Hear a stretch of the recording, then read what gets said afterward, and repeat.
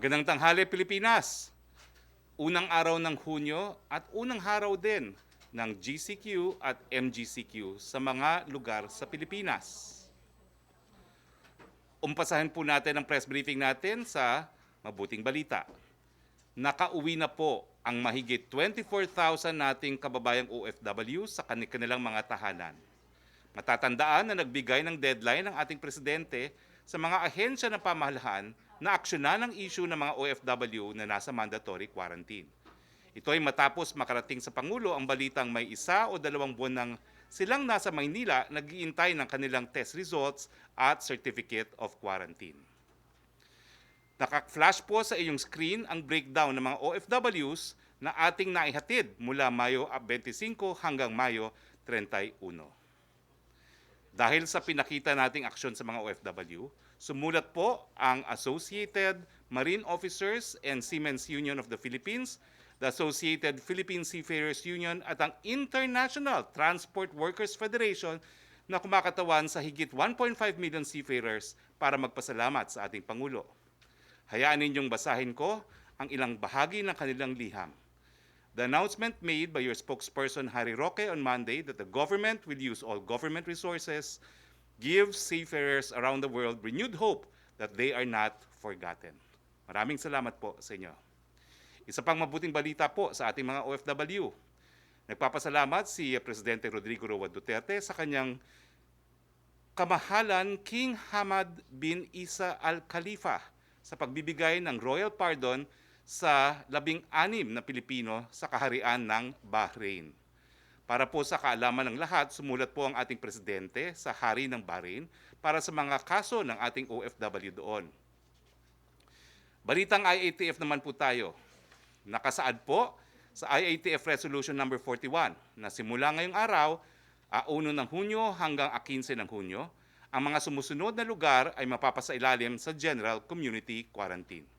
Sa Luzon, ang probinsya ng Pangasinan, ang Region 2 kasama po ang probinsya ng Batanes, Cagayan, Isabela, Nueva Vizcaya, Quirino at Santiago City. Region 3, Aurora, Bataan, Bulacan, Nueva Ecija, Pampanga, Tarlac, Zambales, Angeles City, Olongapo City. Region 4A, Cavite, Laguna, Batangas, Rizal, Quezon, Lucena City. NCR kasama po ang Pateros.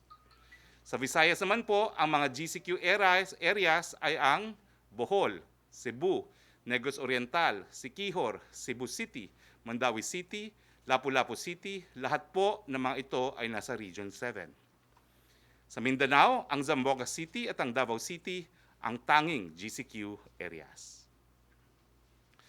Ang mga lugar at mga probinsyang hindi ko po nabanggit ay sasailalim sa Modified General Community Quarantine mula 1 ng Hunyo hanggang 15 ng Hunyo.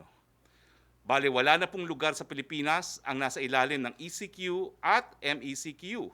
Ngunit kung marami po sa atin ang hindi susunod sa health protocols, hindi mag-obserba ng social distancing or physical distancing, maghugas ng kamay at lalabas ng lalabas dahil wala lang ay baka bumalik po tayo sa ECQ and MECQ. Ano po ang pwede sa GCQ at sa MGCQ? Tignan po natin ang sumusunod na infographics. Una po, nakasulat sa IATF Resolution number 41 na ang RITF ng NCR at Cebu City ay inaatasan na ma-monitor ang health system performance, capacity, at strict compliance to surveillance, isolation, and treatment protocols. Sa GCQ po, ang hindi pa rin po pwedeng lumabas ay yung mga vulnerables, ang ating mga elderlies, yung merong mga immunodeficiency, comorbidities, or other health risks, and pregnant women, at ang mga kabataan. Sa modified ECQ po, 100% po pwede, pero siyempre po, ingat pa rin. Ang mga gobyerno po sa GCQ, full operational capacity, pero sang-ayon po sa resolution ng Civil Service Commission, dapat po may alternative work arrangements kasama po ang work from home. Sa MGCQ, full operational capacity including physical work, pero iniinganyo pa rin po ang alternative work arrangements for those who are over 59 years. Sa pampublikong transportasyon po, meron po tayong Phase 1. Mula Hunyo 1 hanggang 21, meron po tayong mga train and bus augmentation, taxis and TNVS, shuttle services, mga bisikleta, mga tricycle na kinakailangan po ng LGU clearance, pero wala pa pong provincial bus na papayagan pumasok sa Metro Manila. Sa Phase 2 po, mula June 22 hanggang 30, meron na pong mga public utility buses, mga modern PUVs at mga UV Express. Now, sa IATF Resolution number 41, ang RITFs po, yung mga regional IATF, ang magmamonitor ng health system performance, capacity, strict compliance sa surveillance, yung isolation, and treatment protocols. Sa Cebu po, bagamat GCQ na, kinakailangan po mag-submit ang mga namumuno sa Cebu City ng kanilang detalyadong plano para po sa zoning sa kanilang syudad at yung mga priority barangays. Now, lilinawin po natin ang rules pagdating po sa inter-province travel. Unang-una po, hindi nyo na po kinakailangan ng travel authority kung kayo nasa Metro Manila at iikot sa iba't ibang siyudad ng Metro Manila. Pero siyempre po, hanggang hindi kinakailangan, homeliner muna tayo. Now, hindi rin po kinakailangan ng travel authority kapag merong medical and family emergencies, kung ang travel nga po ay sa loob lamang ng isang probinsya o sa loob nga ng Metro Manila. Yung mga biyahe po na tatawid ng probinsya o involving 2 provinces, kinakailangan po ng travel authority pa rin. Now, kinakailangan po yung mga magbabiyahe na kinakailangan ng travel authority, sila ay APOR, Authorized Persons Outside of Residence. Yung mga APOR, hindi na po kinakailangan ng travel authority. Ulitin ko po, no? Yung APOR, hindi kinakailangan ng travel authority. Now, yung nga palang mga seniors, baka magreklamo na naman, no? Yung same rule po, nandyan pa rin. Pwede kayong lumabas kung meron po kayong kinakailang bilihin na indispensable at kung kayo po ay nagtatrabaho. Okay? Malinaw po yan. Para hindi naman magalit si lolo at si lola na naman kung hindi lilinawin. Punta po tayo sa update sa COVID-19. Meron na po tayong 18,086 na kaso sa Pilipinas as of May 31, 2020. Ang mga gumaling po ay 3,909. Ang mga namatay po ay 957. Yung mga nagtatanong, handa na ba tayong mag-GCQ? Well, itong graph pong ito ay yung tinatawag na positivity rate trending para sa Pilipinas. Ano ba ho itong positivity rate trending? Ito po yung mga porsyento na nagpositibo sa lahat ng mga na-testing na natin. So habang mas mataas po yung porsyento, mas maraming merong COVID-19 dun sa mga na-test, habang mas mababa, kumakonti po ang kaso.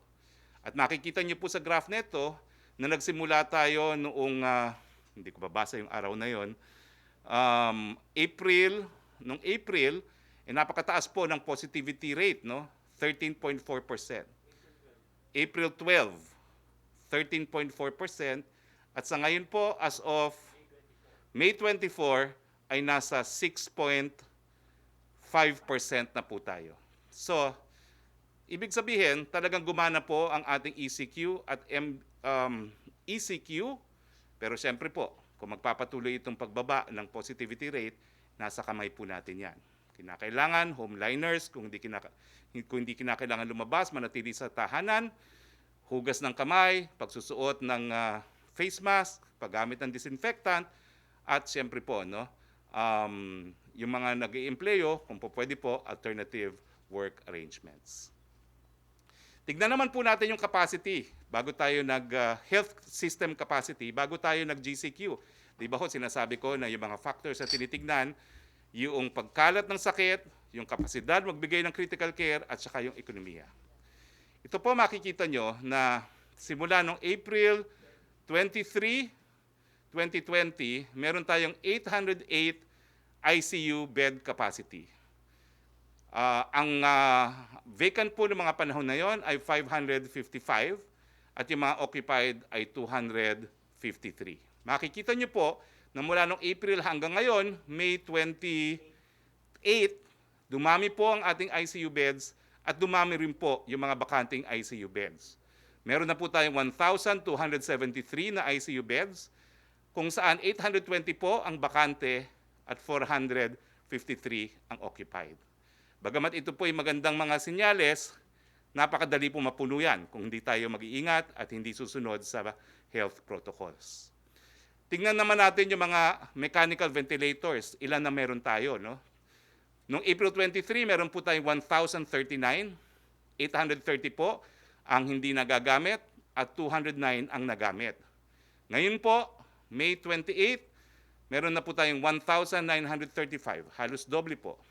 At 1,581 ang hindi po nagagamit at 354 po ang nagagamit. Ulitin ko po, pag nagkasakit lahat, kulang-kulang po yan.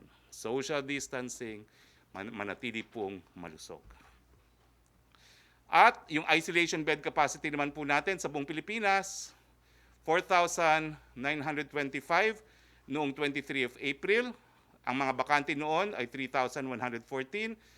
At ngayon po, ang occupied na, dati, ang occupied na isolation beds ay 1,811.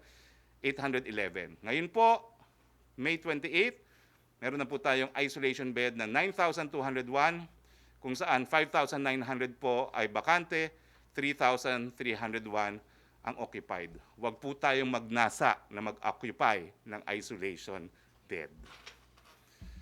Okay, so kasama po natin ngayon, at tayo po ay mapalad, no? Nandito po, unang-una, si Yusek Vergere, pasensya na po, the lone rose amongst the thorns, Department of Health.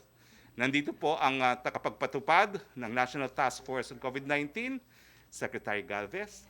Nandito po ang Secretary po ng DILG, Secretary Anyo, at nandito po ang ating Secretary ng Department of National Defense, Secretary Lorenzana. So, simulan na natin ang pagtatanong. May presentation pala si Secretary Vergere. Yusek Vergere, you have the floor. Maraming salamat po, Secretary Roque, at magandang hapon po sa ating lahat dito, kasama po ang mga secretaries of other agencies. May ibibigay lang ho na konting paalala ang Kagawaran ng Kalusugan para sa araw na po na ito na nag-uumpisa tayo nitong GCQ dito sa Metro Manila. So ito pong unang ipinapakita namin sa slide, ito lang ho yung palagi ang pinapaalala natin sa lahat ng ating mga kababayan. Unang-una po, pag lumabas, wear your mask. Hindi lang po isusuot ang mask kung hindi isusuot po ito properly. Marami ho tayong nakikita, isinusuot pero nasa baba lang nila o di kaya bibig lang ang tinatakpan. So if you wear your mask, you wear your mask properly na kino-cover po parehong ilong at saka bibig. Physical distancing, napaka-importante. Alam po natin na ang transmission po ng sakit na ito ay maaring makuha through droplet infection and close contact. So kung hindi ho tayo susunod dun sa distance na kinakailangan, ay malaki ang probabilidad na maaari tayo mahawa. Washing your hands is very important, and of course, disinfecting common surfaces. At yung huli po, yung symptom screening. Ito po yung ginagawa natin sa lahat ng settings natin, pati sa workplaces. Next, please. So ito lang ho yung ating mga kaso na atin pong nai-report na kagabi. At sinasabi lang ho natin, gusto lang natin maintindihan ng ating mga kababayan, ito pong fresh and late cases na bagong klasifikasyon ng DOH. Bunsod po ito ng pagpapaigting namin ng validation process kung saan atin pong sinisigurado na hindi nagduduplicate ang ating mga kaso na ipinapasok sa ating mga datos. Ito pong fresh cases na to, ito po yung mga kaso na pumasok po sa ating datos within 3 days po nang lumabas ang kanilang resulta ng laboratorio.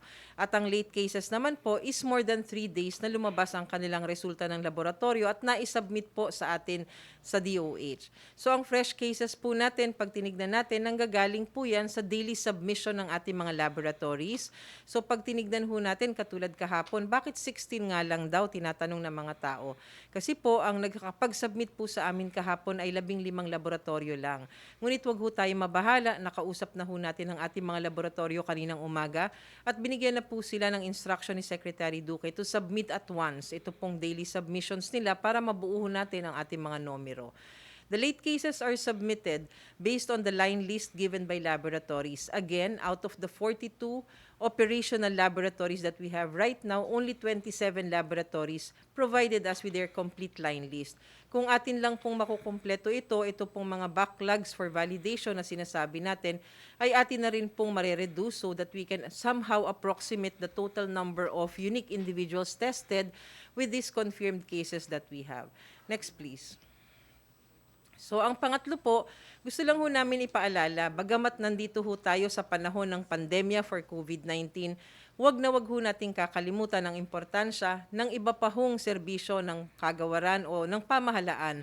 At wag ho nating kakalimutan na meron pa rin ho tayong mga non-COVID diseases. At ito po yung panahon ngayon na medyo kailangan ho nating pag-ingatan dahil maari pong tumaas ang mga kaso ng polio, ng measles at iba pa hong sakit sa ating mga kabataan. Kaya napaka-importante po na pabakunahan pa rin po ang ating mga kabataan kahit po nandito tayo sa gitna ng pandemyang ito. Next.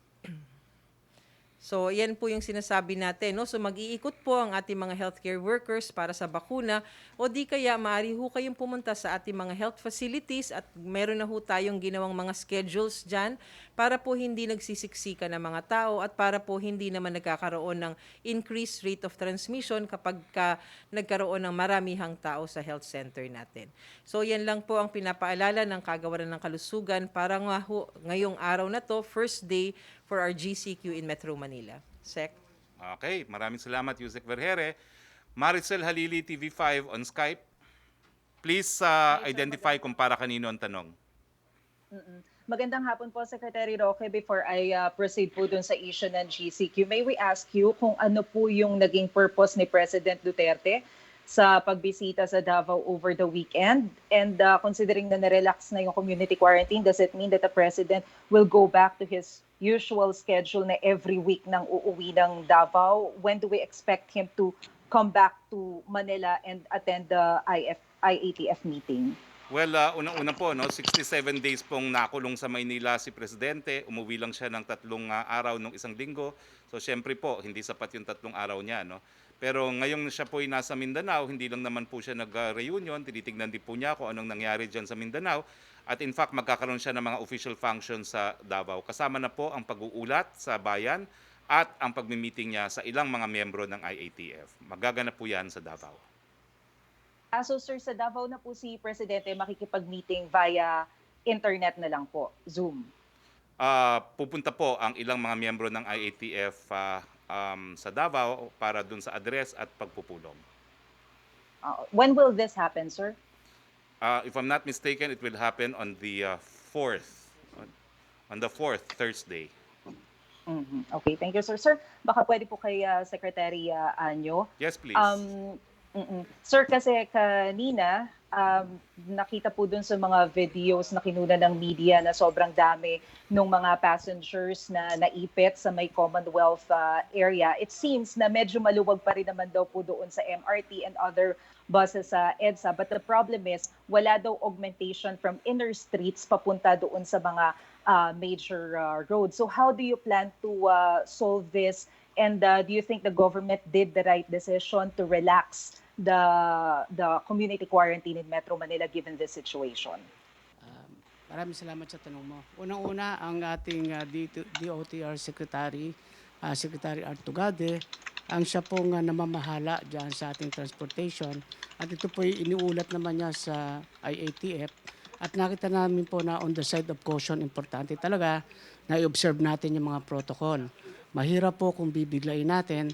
Kaya nga po ang una natin inilabas ay MRT, LRT at saka yung mga P2P buses para po maiwasan ng surge at ang pagkumpul-kumpul ng mga tao. At mula po dyan ay may mga adjustment na gagawin hanggang sa, I think if I'm not mistaken po, sa June 21 ay mayroong mga ilalabas din ng mga pampublikong sasakyan. So pacing by pacing po din tayo. Konting pasensya lang.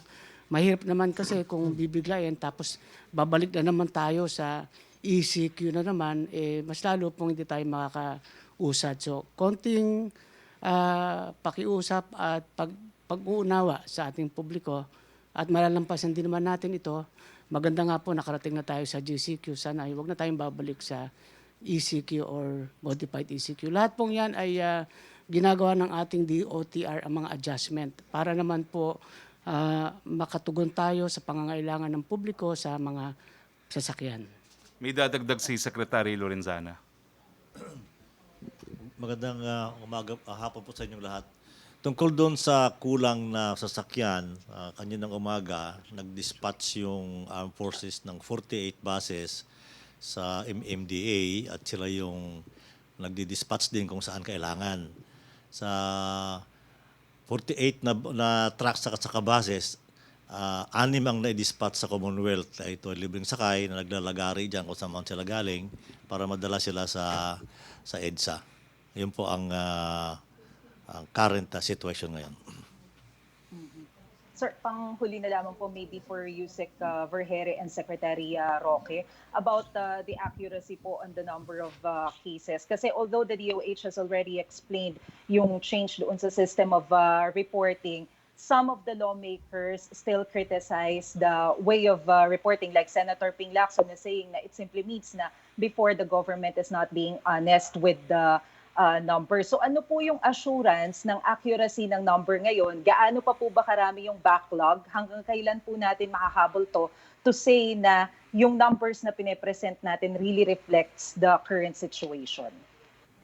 Well, bago po sumagot si Yusek Vergere, may dadagdag po si Secretary Galvez doon sa tanong sa sasakyan. Kahapon po, nag-ikot po kami sa Metro Manila and then kasama ko po ang pamunuan ng NCRPO at saka po ng Joint Task Force NCR at nakapag-prepare po tayo ng mga sasakyan. Nag-usap na rin po kami ng DOTR at ang nakita po namin talaga yung medyo may problema lang talaga doon sa Commonwealth. Pero naayos na po ngayon dahil kasi ang ginawa po natin, yung ating reserve na buses doon sa PITX galing ng DOTR, ni-reinforce na rin po yun. Nagpulong na rin po kami ni GM Jojo Garcia at kung ano po ang mga magandang gagawin. So ngayon po nakakonect na po ang op center po natin ng MMDA at saka po ng ating NCRPO at saka yung ating NIC. So sa ngayon po, minamonitor po natin ngayon at sa ngayon nag-normalize naman po. Okay, maraming salamat, Sec. Now, yung katanungan po, yung reporting ng figures, sabi po ni Sec Ping Lacson, dishonesty daw. Yusek Vergere.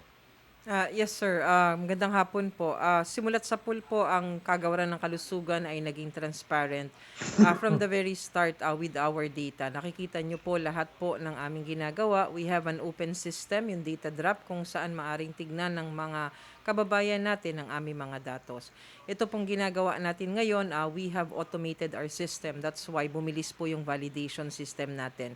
We now have this application, yung COVID Kaya, where all of our facilities will be using this so that we can hasten and we can minimize delays in the passing on or reporting system across our facilities to DOH.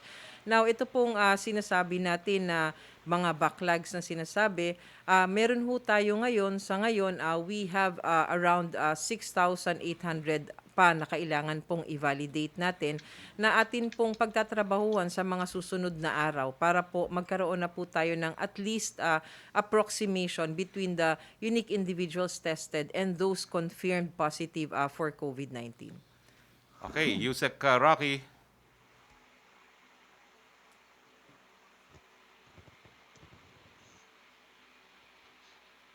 Na atin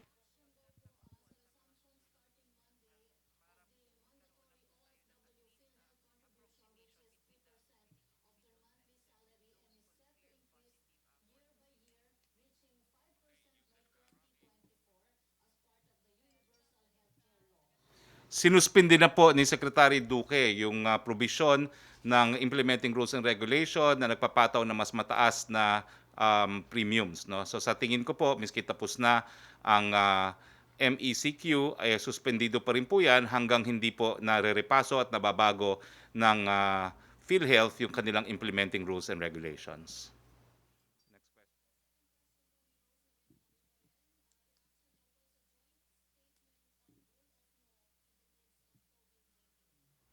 Well, we agree with the call for the rule of law.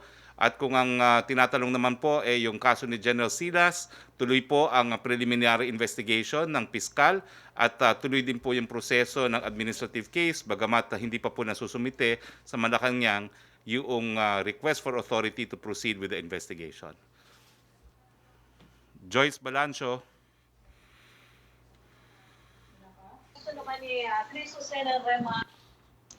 Secretary. Si Yusek ata. barbers, marami daw po kasing drug pusher ang nagpigil na bumiyahe ng illegal na droga dahil madali silang mabubuko sa mga checkpoint. Bunsod na ipinaiiral na quarantine protocol. Ano po ang hakbang na gagawin ng gobyerno para hindi po maka-score ang mga tao nasa likod ng drug trafficking na ito? Siguro si Secretary Anyo. Maraming salamat sa tanong mo. Unang-una, yan ay atin ang pinag-isipan at in fact ay nakatulong nga po ang quarantine sa pagsugpo ng droga. In fact, ang ating pong crime ay bumaba ng 59%. From 11,000 po, i-compare natin yung period bago po nag-quarantine. No? I-compare po natin nung nakaraang panahon ay naging 4,000 na lang po yung ating crime volume. So yan po ay 59%. Kasama na rin po yung drugs dyan. At ang ating pong kapulisan at iba pang ahensya ay naghahanda habang tayo ay nagluluwag. Umasa po tayo na sisiguraduhin natin ang lahat ng measure ay ipatutupad natin, lalo na sa paglaban dito sa drugs. Malaki epekto din po ang pagkakaroon ng quarantine sa ating mga drug syndicates at in fact ito ay patuloy na binabantayan natin. So nakikita po natin na mas gumaganda nga po ang ating peace and order situation dahil sa quarantine na ating pinatutupad. At nag-a-adjust po tayo unti-unti. At ang maganda rin po rito ay dumadami rin po yung mga nagbo-volunteer sa atin na nagbibigay ng impormasyon. At ito rin ay isang paraan sapagkat sa matagal na panahon na hindi nakagamit ng droga yung ibang mga kababayan natin ay unti-unti naka-adjust din yung katawan nila. Maaaring sa susunod ay ma-get rid na nila yung paggamit ng droga sapagkat forcefully ay nagkaroon ng tinatawag na withdrawal. Sana po ay tuloy-tuloy ito at we will make sure po na lahat ng tamang programa at pagpapatupad ng batas ay gagawin natin para tuluyang mawala na rin ng droga dito sa atin. Yes, Joyce Balancho, DZMM. Yes, good afternoon po, Secretary. Pwede po sa inyo tong tanong na to or kay Secretary Anyo. Follow up lang po dun sa dati ko na rin po natanong dun sa angkas. Kasi po lalo na po ngayong GCQ ay marami po yung mga kapamilya natin, mga kababayan natin na humihiling na sana baguhin natin yung policy against couples na bawal during angkas. Nabanggit niyo, Secretary, before na itatalakan niyo to sa IATF. May update na po ba doon, Secretary? Siguro si Secretary Anyo. Yes, ang ating angkas, ang ating panuntunan dyan ay bawal pa rin sapagkat ito ay malaking violation sa ating health protocol. Una-una, i-explain ko lang, kung ang mag-asawa ay papasok at nakaangkas. Pagdating niya sa opisina ay mahahawa yung lalaki at pag uwi niya nakaangkas yung babae naman ang mahahawa. Ang susunod naman na mahahawa ay ang opisina o kaopisina ng babae.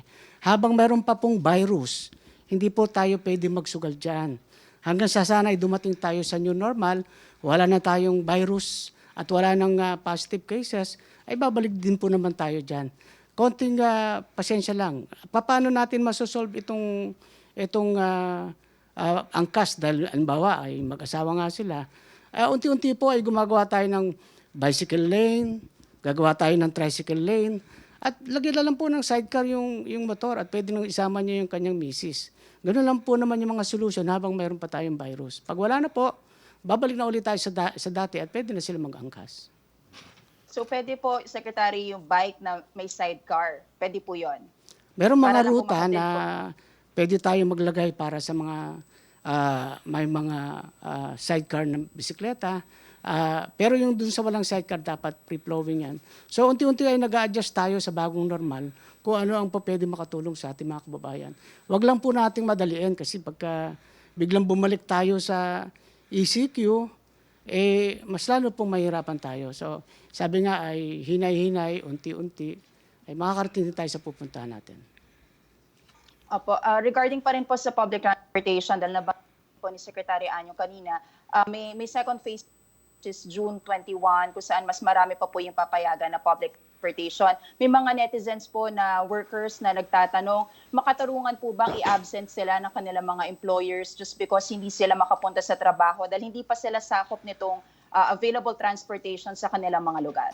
Well, unang-una po ay kailangan natin konsultuhin ang ating sekretary ng DOLE tungkol sa patakaran na yan. Pero kami po ay humihingi ng pangunawa sa mga employer na intindihin po yung ating mga manggagawa. Kaya nga po may mga pinopropose tayong work schedule at saka yung number of attendance ng manggagawa sa isang opisina para po magkaroon ng adjustment at kung pwede pong work from home ang iba o kaya naman po ay magkakaroon sila ng rotation.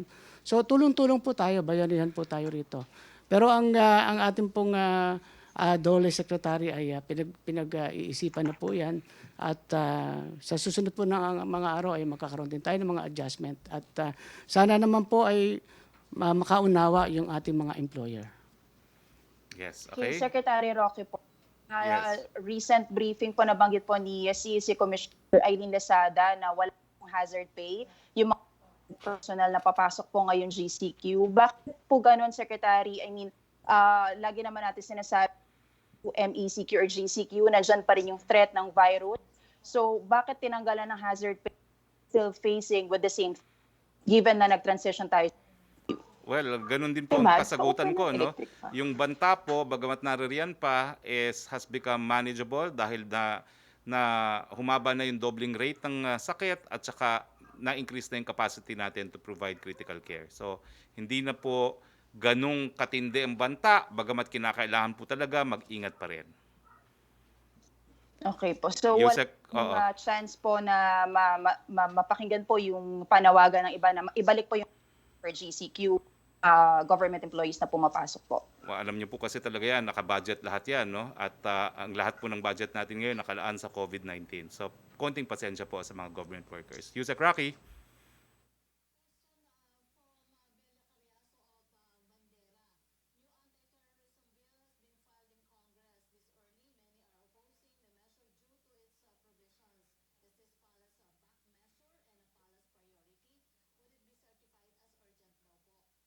That's actually a piece of legislation which was passed or being deliberated by Congress. We always respect this prerogative of Congress to draft policies. So far, it has not been certified urgent, but I think Secretary Anya would like to comment as well. Or Sec Delphine Lorenzana pala will comment on this. Good afternoon. Yeah, itong panukalang batas na to ay na-certify na yata sa ni Secretary Kwan. Nandun sa Malacañang ito, alam ko kung hindi pa lumalabas. Pero it is certified urgent bill para matapos ito bago mag-recess yung Congress ngayong June 5. Ang comment ko lang doon sa mga nag-oppose dito ay wala namang basihan yung kanilang mga opposition dahil binasa ko yung panukalang batas nandito sa akin ngayon. Yun naman karapatan ng mga tao ay may sapat na provisions. At saka yung mga law enforcement agencies ay may sapat ding kaparusahan sa mga nag-aabuso. So, dapat tulang pangamba ang ating mga kababayan. Thank you. Secretary Anyo? Ito po namang bill na to ay talagang matagal na po itong pinag-usapan at matagal na pong hinihiling na maipasa ito sapagkat ito po ay talagang threat na nangyayari hindi lamang sa ating bansa, sa buong mundo. At itong mga terorista na to ay nagpaplano din yan kahit tayo ay naka-quarantine at nandito tayo sa problema ng COVID. At kung marirecall natin, may mga ibang insidente na gumamit pa ng sarin gas para ipatupad yung kanilang terorismo. Kailangan makapaghanda tayo. Very timely na po ito. Para po kung bumalik tayo sa bagong normal, nakahanda na rin po ang ating mga batas sa pagpapatupad at hindi na po tayo magkaroon ng problema sa terorismo. So ito po naman ay para sa kaligtasan ng lahat at pinag-isipang mabuti at sinisigurado po natin na walang abuso mangyayari. Kaya sana po ay suportahan na rin natin itong anti-terrorism bill po natin. Yes. Yusek Rocky?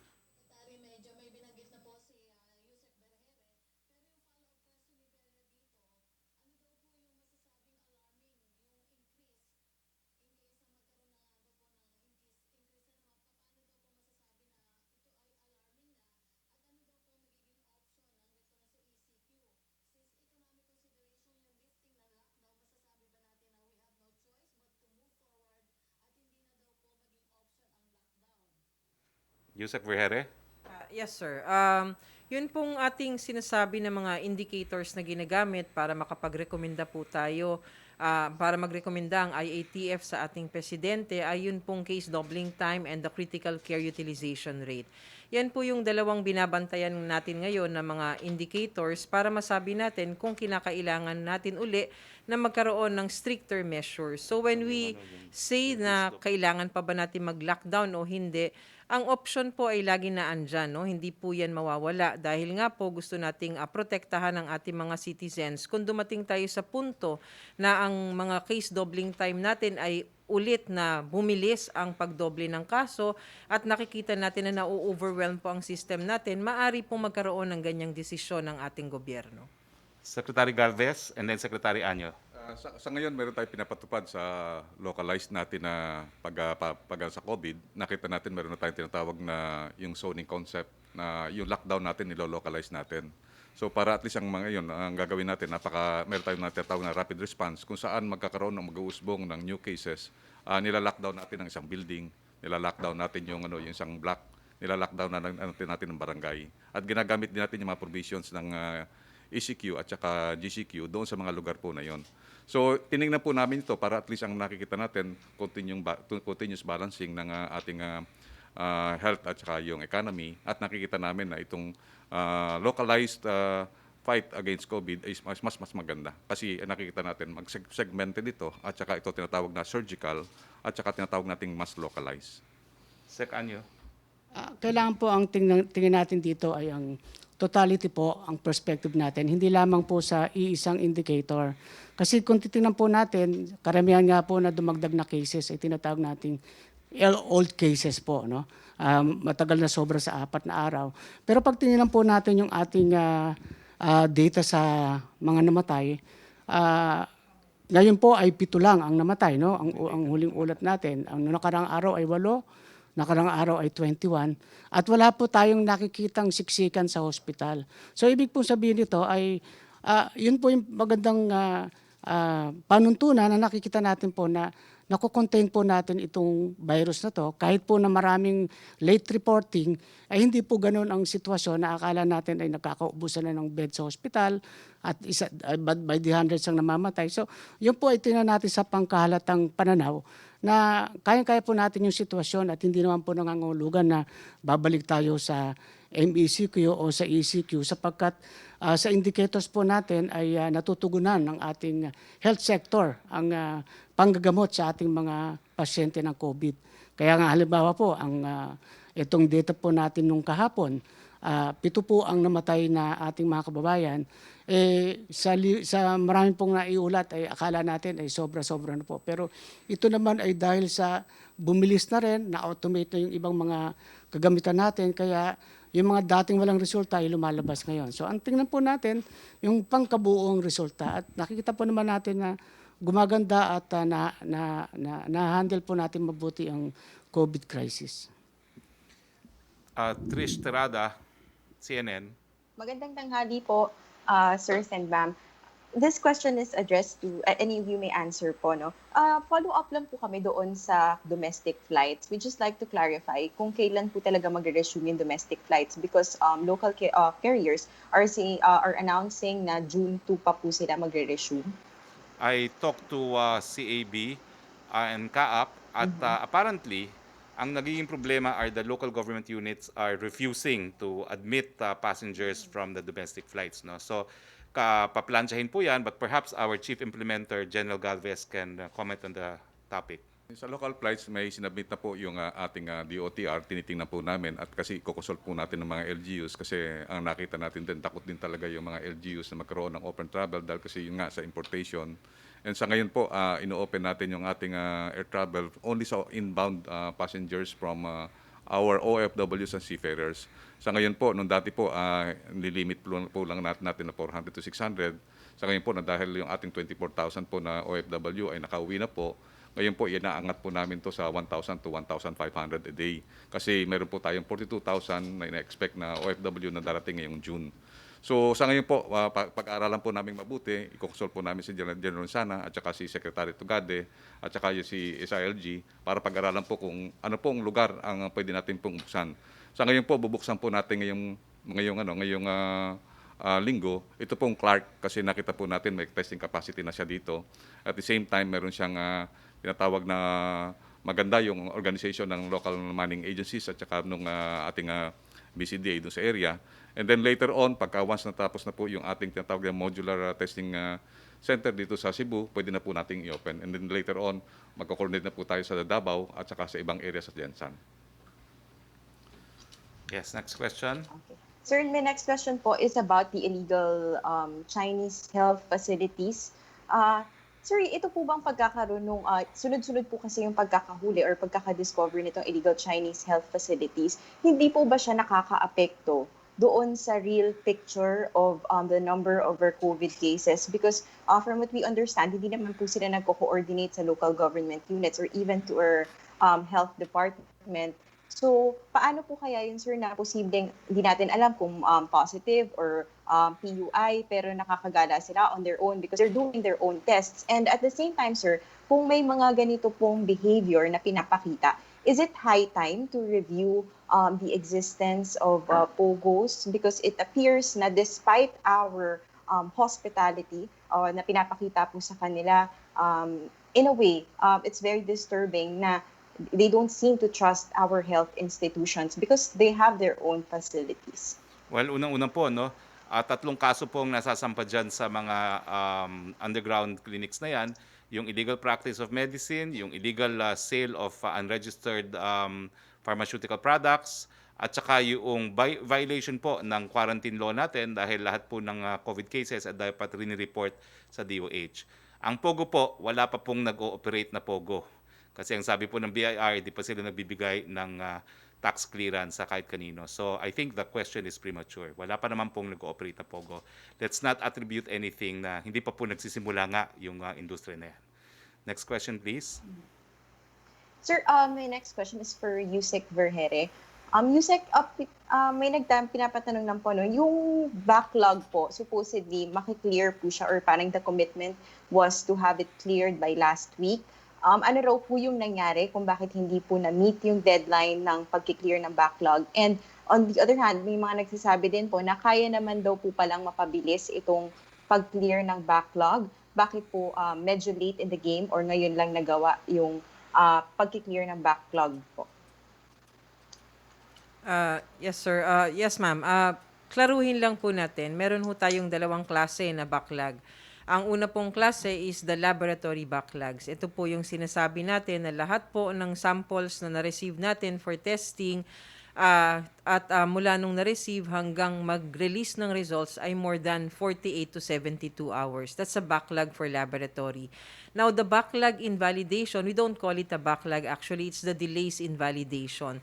So this validation is we are trying to confirm the cases through the documents that are being sent to us, the case investigation form. So yung pinag-usapan po natin last week are the laboratory backlogs.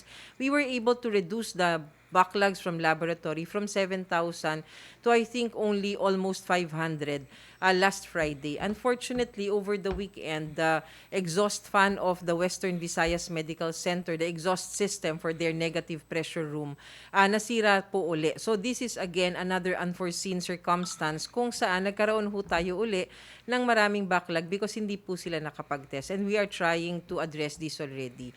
So yun pong backlog natin ng una tayong nag-usap-usap ay na-reduce po natin yon. Ito na lang ho uli, meron na ho tayong mga bagong operational issues which again, nagbigay uli ng backlog sa iba nating laboratorio.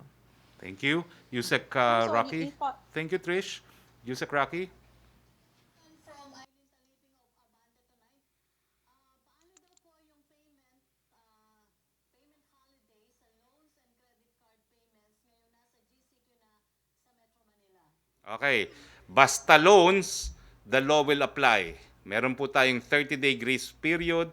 Ang pagbabayad ay beginning kung ang date due po ay May 31, you still have 1 month grace period to avail of. Okay? So yung 30 30-day period, grace period under the law is upon lifting of the MECQ. Okay?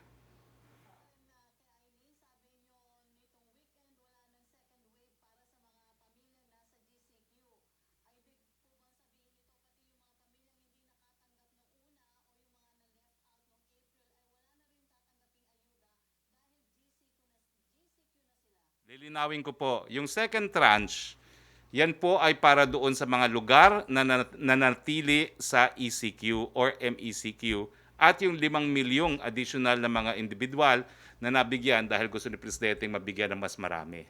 So kahit anong classification po ng lugar ninyo ngayong Hunyo, wala pong epekto yan doon sa pag natatanggapin yung ayuda para po sa nakalipas na buwan.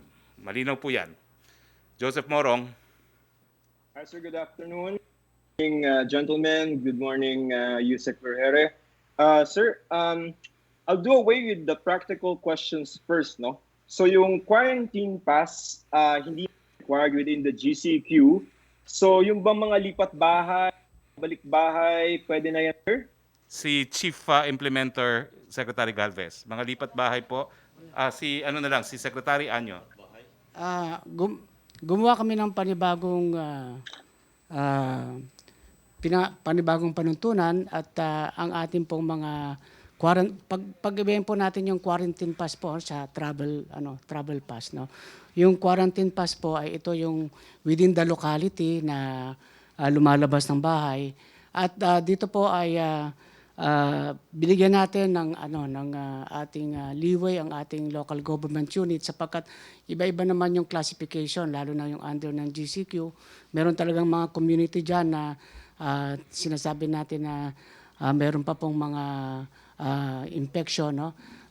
Sila po yung mga nagpapatupad na hindi pa pwedeng lumabas sa mga tao at ito pong mga areas na ito ay mayroon pong kapangyarihan ng ating local government units para magpatupad ng quarantine pass sa mga lugar na mayroon pang mga infection.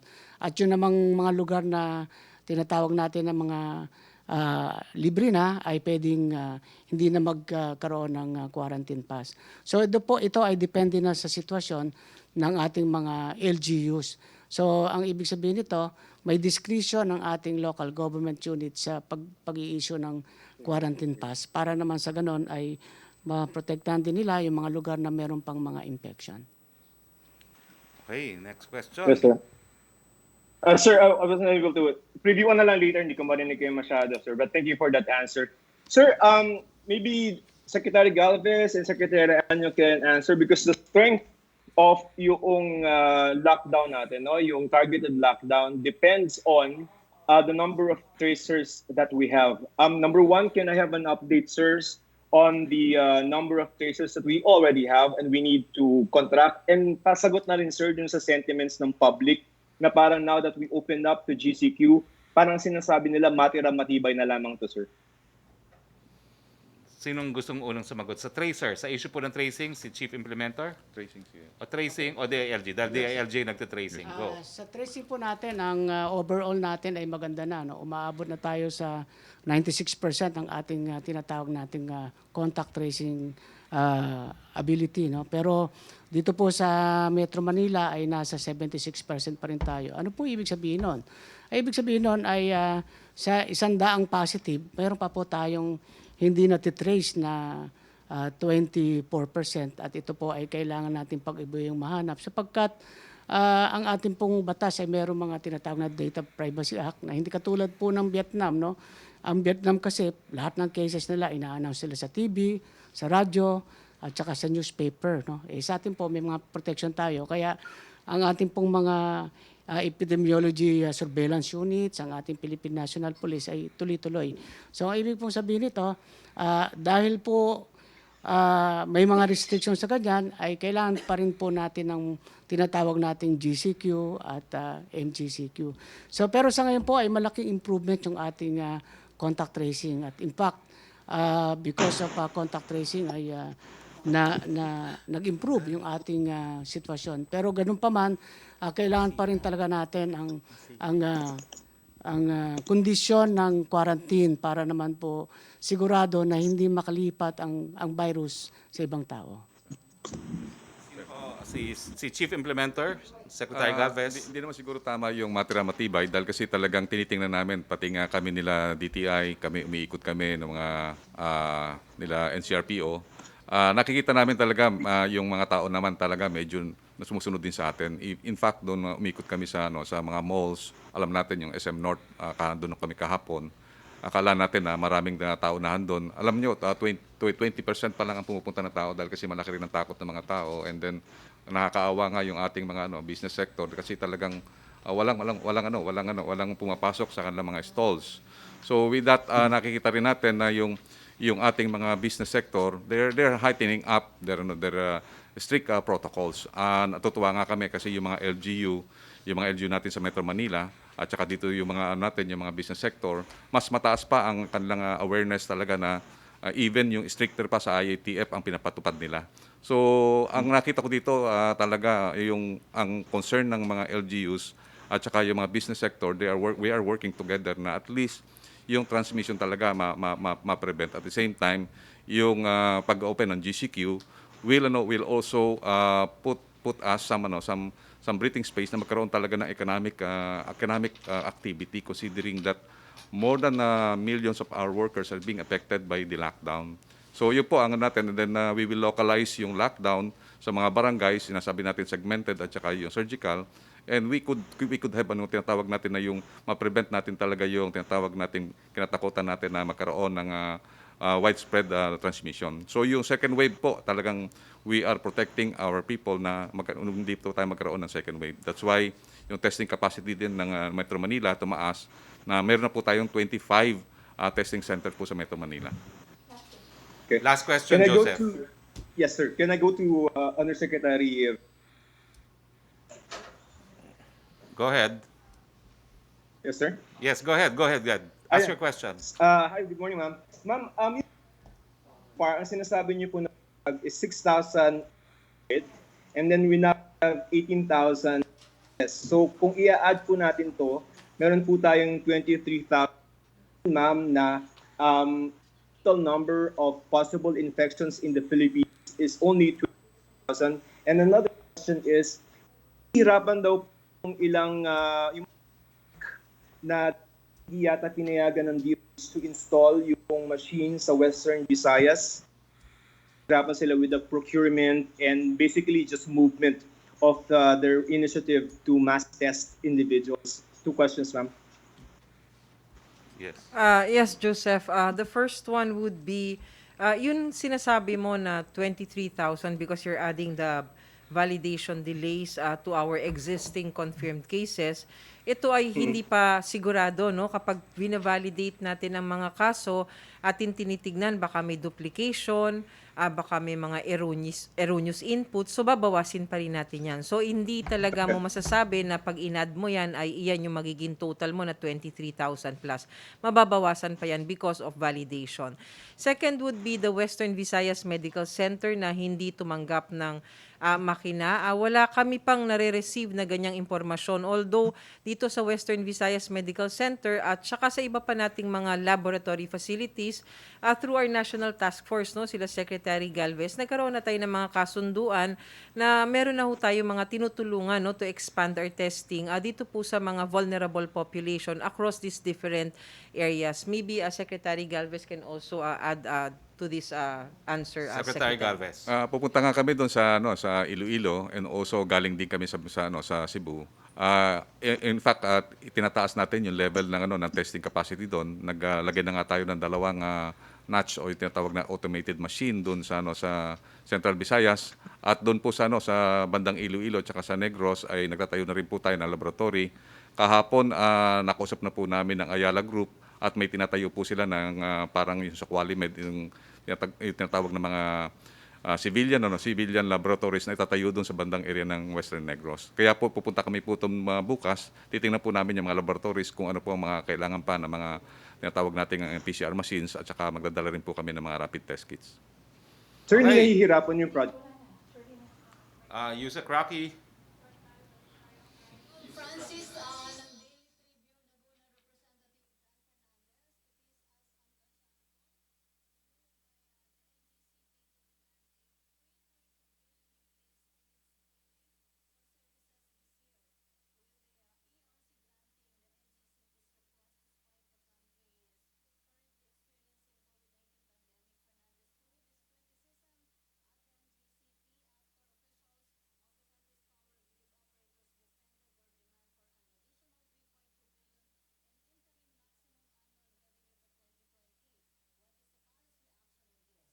Well, we will ask po the Department of Energy to comment on this. We understand that ERC by law is a regulator and they have quasi-judicial functions, including rate fixing. But I think the Department of Energy exercises supervisions nonetheless. No, so we will refer the matter po to Secretary Cusi.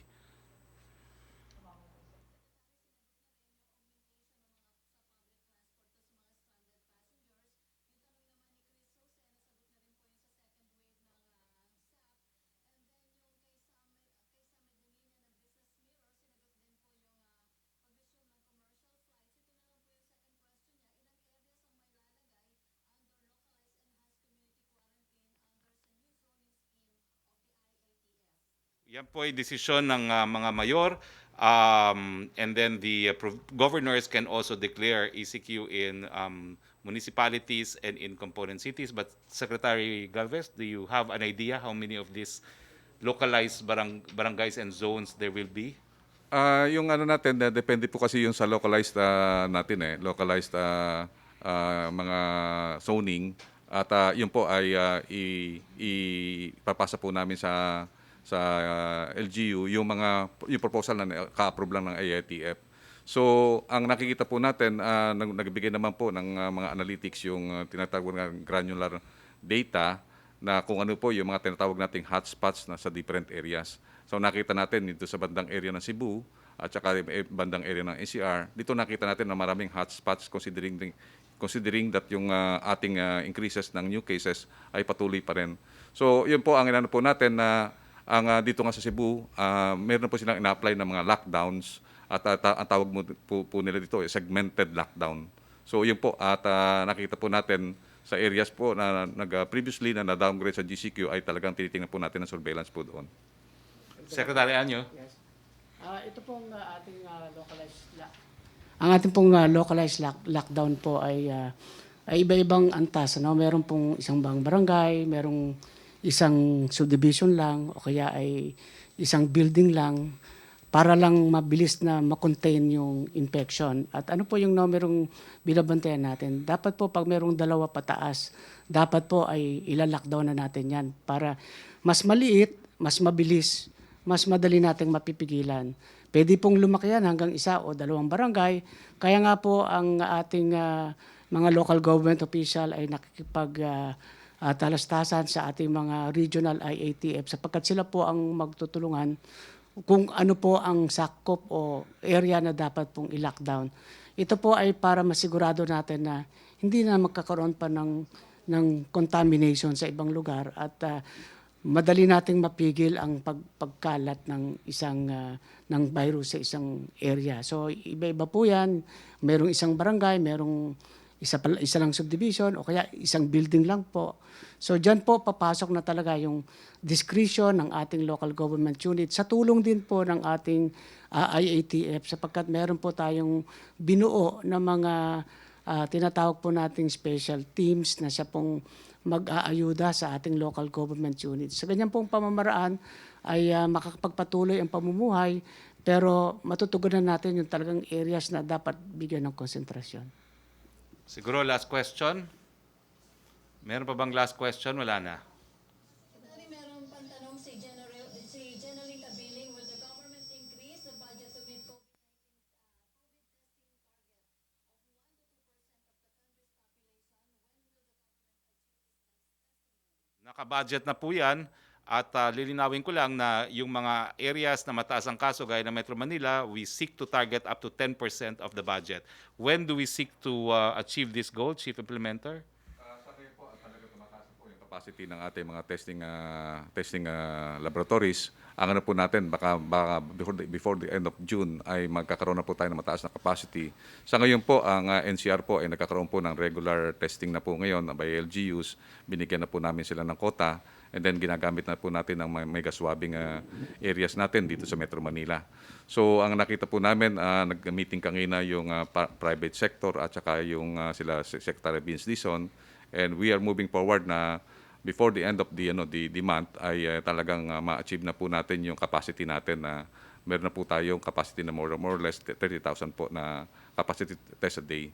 Sa ngayon po, nagkakaroon po tayo ng konting problema sa supply chain at sinosolve na po natin po yun. Pia Gutierrez, ABS-CBN. Hi, Siguro sir. last Good question afternoon. nito. Sir, Last this three question questions. Yes. is to you and DILG kay Anyo. Sir, yung bunga Nako, choppy ka. Choppy, we can't hear you. of We can't hear you. Hindi namin marinig, Pia. this is Pia, pakiayos yung ano mo, audio, hindi namin marinig. sir, to expedite this or will Wala kaming narinig, Pia. Si Melo Acuña muna habang inaayos natin ang audio ni Pia. Melo Acuña. Good afternoon, Secretary. Good afternoon to all the resource persons. Isang tanong muna para kay Secretary Roque. Binanggit po ng pamahalaan na maaring gamitin ang mga himpilan ng radyo at telebisyon sa pagtuturo sa mga kabataan. May sapat po bang pondo ang pamahalaan para sa private radio and television stations sapagkat hindi mabubuhay ang mga himpilan ng radyo at telebisyon on tax credits? That's the first question. Well, meron po tayong PTV4, meron po tayong IBC13 at titignan po natin kung ano pa yung mga community channels na gagamitin ng DepEd. Pero sa tingin ko naman po, kung talagang kinakailangan yan, hahanap ng budget ang DepEd para dyan. Dahil marami naman po tayong matitipid dahil walang face-to-face classes, no? So, pwede naman sigurong ma-realign yung ilang pondo ng DepEd towards compensating yung mga community TV and radio stations na gagamitin natin para sa eskwelahan.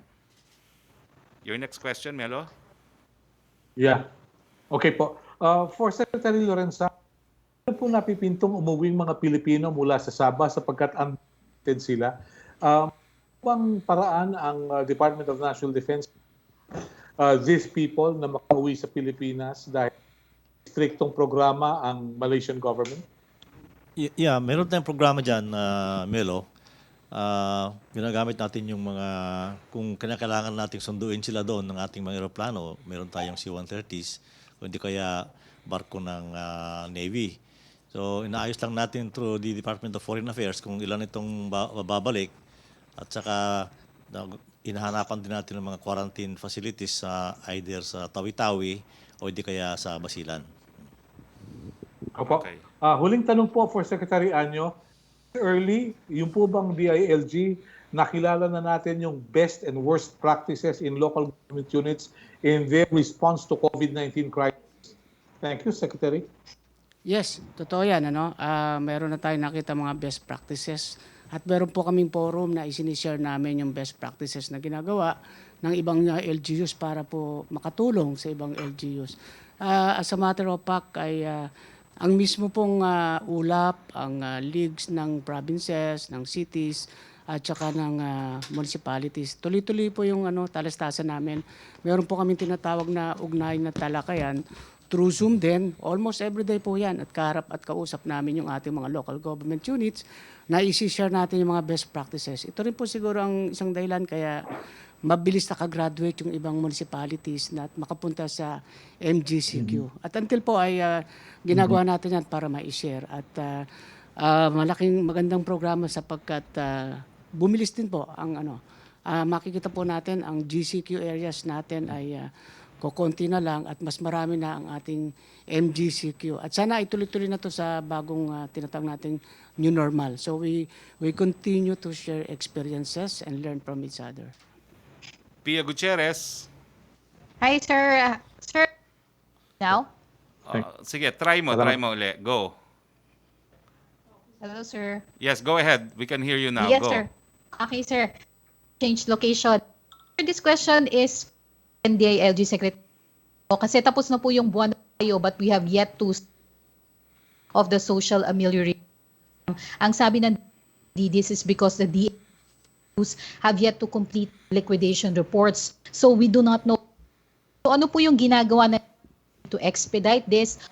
We expect the palace to the DSWD to with the second tranche tapos yung validation lalo na't kay ganang mga tao yung ayuda, no? Maraming salamat. Medyo choppy yung dating pero sasabihin ko na rin yung aking kasagutan.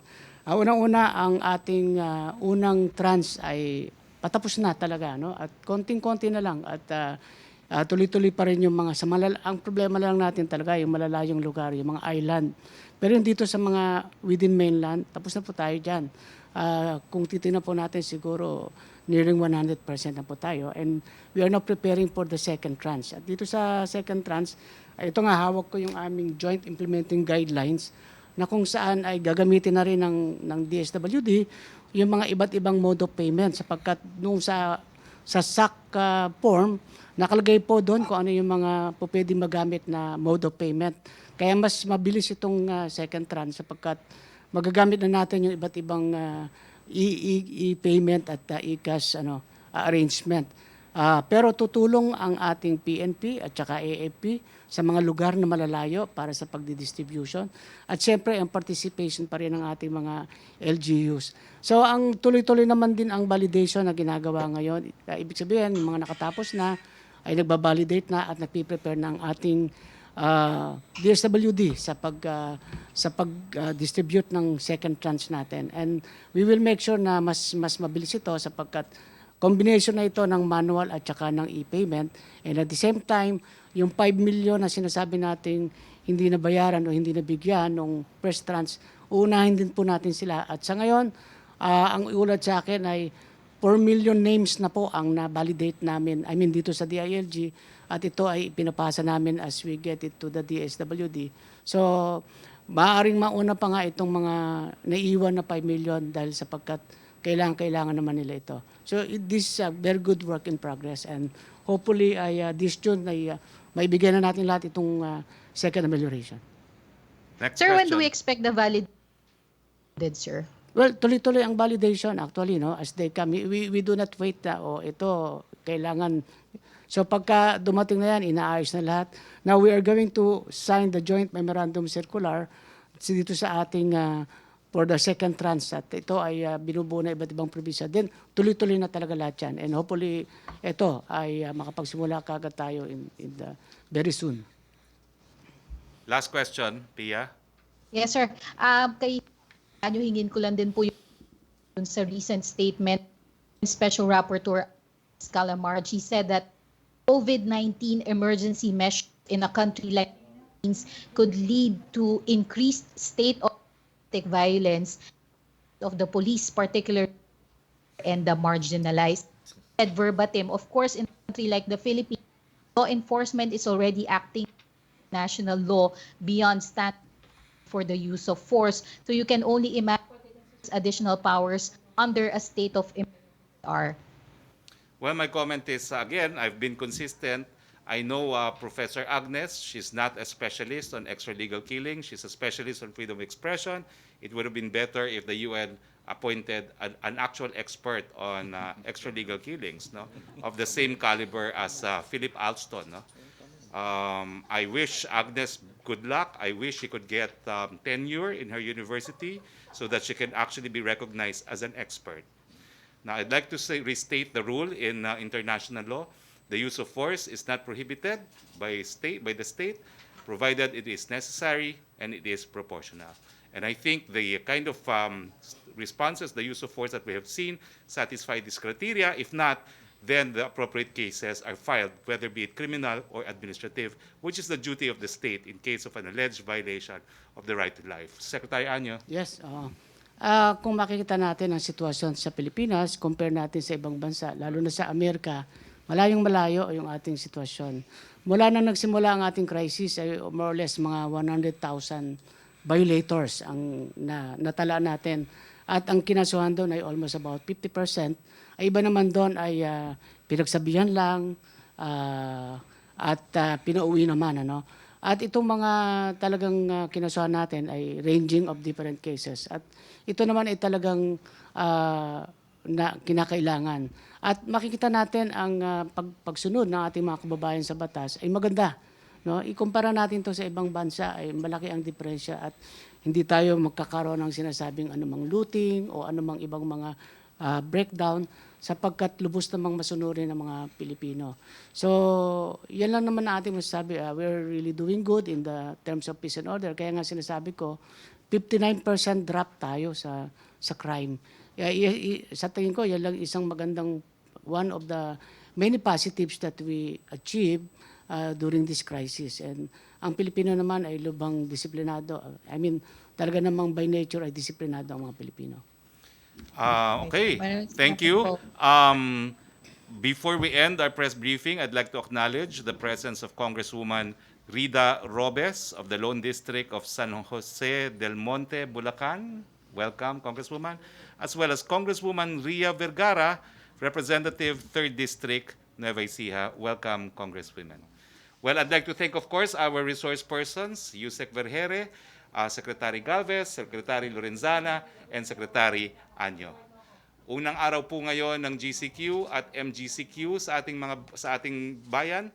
Sana po wag niyong kakalimutan, habang walang bakuna, habang walang gamot, banta pa rin po ang COVID-19. Nasa kamay po natin ang diferensya sa pagitan po ng buhay o kamatayan. Ingat po tayo. Sa ngalan po ng inyong Presidente, Rodrigo Roa Duterte, ito po ang inyong Spokesperson Roque, nagsasabing magandang hapon po sa inyong lahat.